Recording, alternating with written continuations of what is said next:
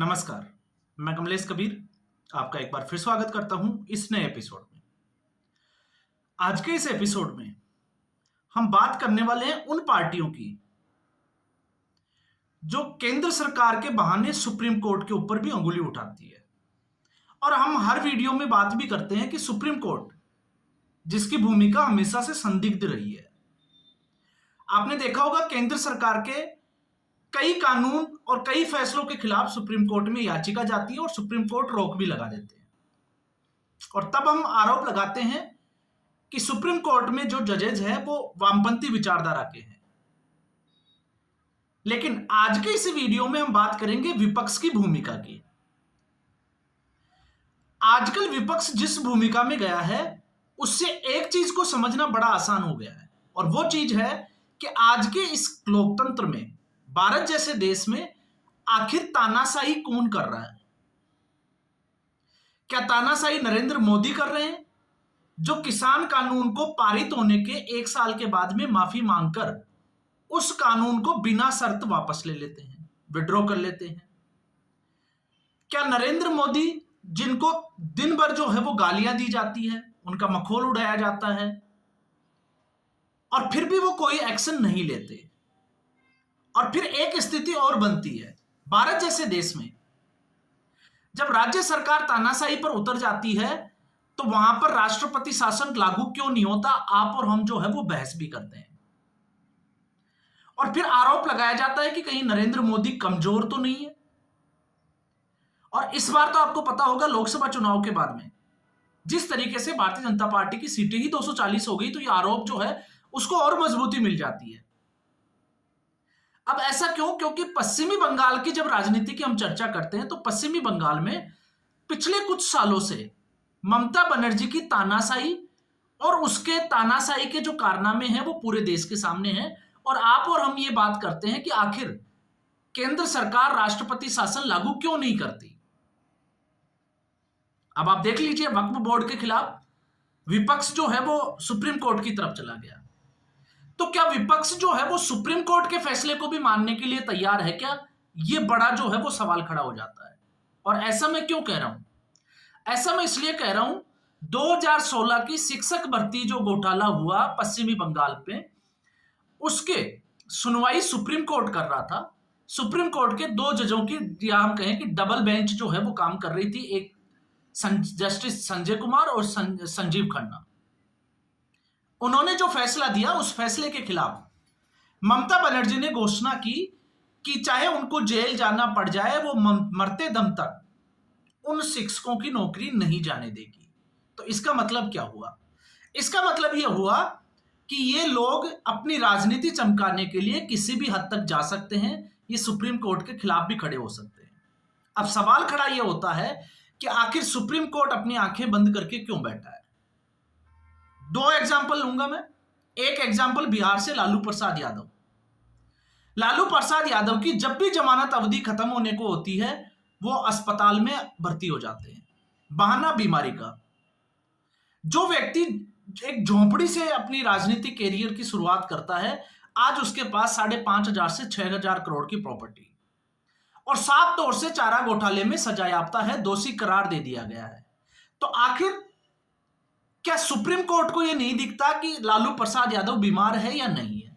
आपने 2 दिन 4 दिन पहले आपने देखा कि लालू प्रसाद यादव इफ्तार पार्टी कर रहे थे, ईद की बधाइयां दे रहे थे, राजनीतिक मीटिंगों में भी जाते हैं, लेकिन जैसे ही उनकी जमानत की अवधि पूरी होती है, 2 दिन पहले उनके सीने में दर्द उठता है और वो सीधे हॉस्पिटल में एडमिट हो जाते हैं।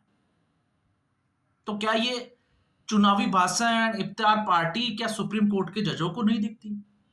क्या वो इसका उल्लंघन नहीं कर रहे? एक सवाल। दूसरा, क्या सुप्रीम कोर्ट के फैसले के खिलाफ एक आम आदमी अगर कोई टिप्पणी करता है तो उसके ऊपर कोर्ट ऑफ कंडक्ट लग जाता है, लेकिन क्या सरकार या ममता बनर्जी या राजनेता सुप्रीम कोर्ट को अगर इस तरीके की जो है वो बात करे तो क्या उनके ऊपर कोर्ट ऑफ कंडक्ट नहीं लगना चाहिए क्या?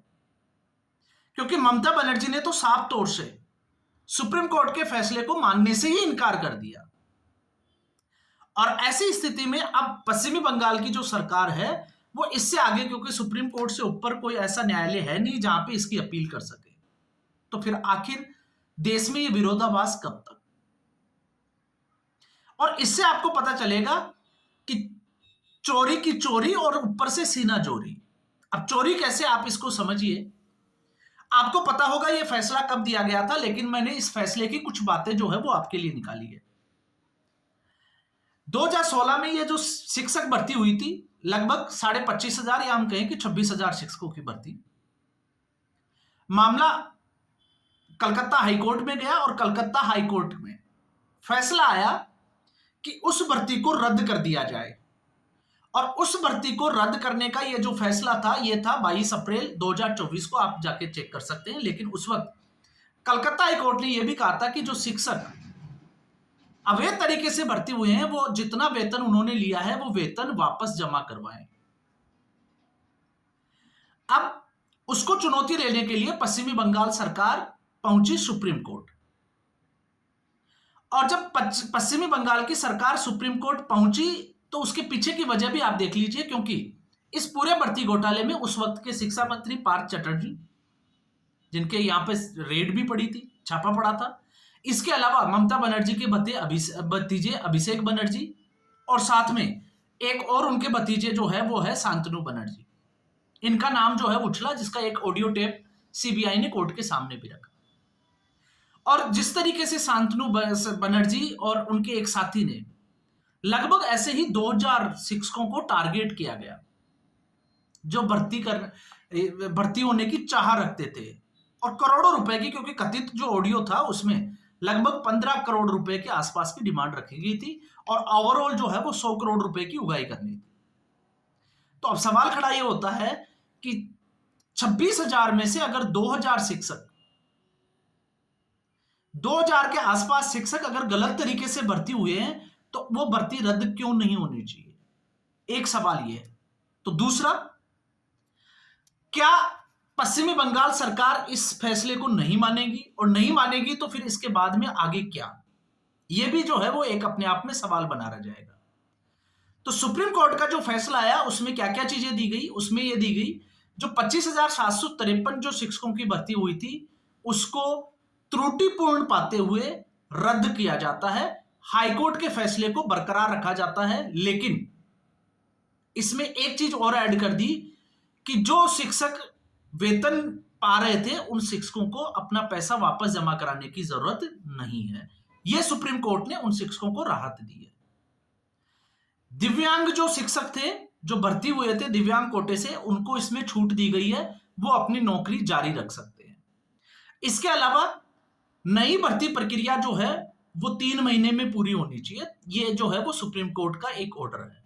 इसके अलावा आपको पता होगा हाई कोर्ट ने इसकी सीबीआई जांच के लिए जो है वो ऑर्डर किया था, उसके खिलाफ पश्चिमी बंगाल सरकार सुप्रीम कोर्ट पहुंची थी और सुप्रीम कोर्ट ने उसकी तारीख तय कर दी, जिसकी सुनवाई 4 अप्रैल को होनी है। और फिर उसके बाद में है ये जो, अगर हम देखें ओवरऑल, अगर इसके जो है वो विश्लेषण करते हैं तो इसमें ये फैसला जो है वो 10 फरवरी को ही सुरक्षित रख लिया गया था, क्योंकि मामला सुप्रीम कोर्ट में आ गया था।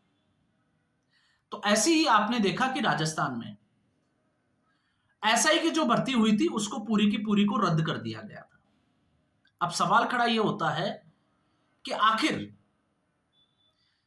जिस सिस्टम की हम बात करते हैं राजनीति में विश्लेषण करते हुए कि सरकार किसी की भी हो, सिस्टम हमारा होगा, तो आखिर इस सिस्टम से किस तरीके से निपटा जाएगा?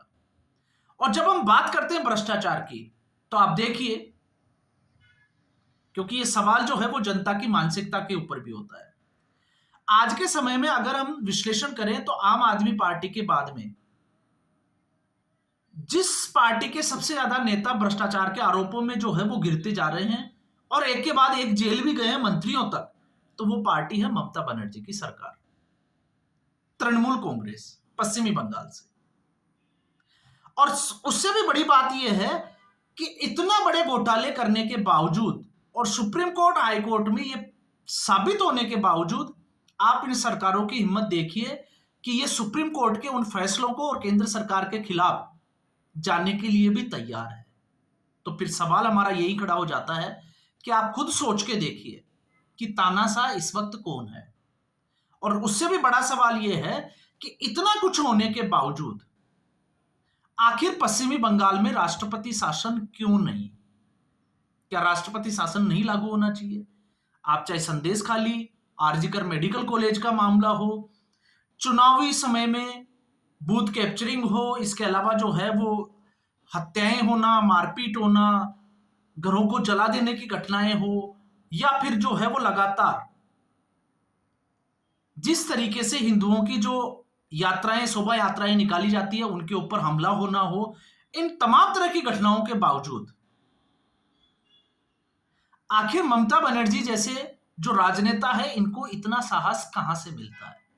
तो इससे एक चीज समझ में आती है कि आज भी हमारी न्याय प्रणाली जो है वो इन राजनेताओं की बंधक है।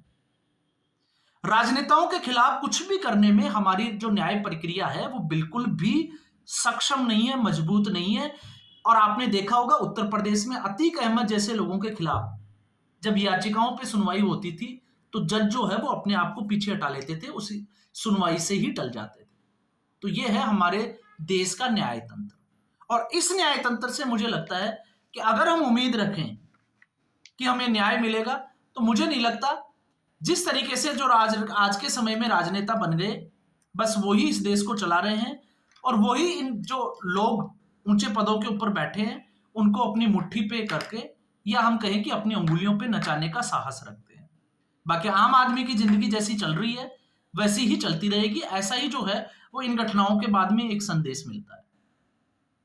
तो आज के एपिसोड में बस इतना ही। उम्मीद करूंगा वीडियो एपिसोड आपको पसंद आया होगा। वीडियो को लाइक करें, शेयर करें, चैनल जरूर सब्सक्राइब करें। धन्यवाद।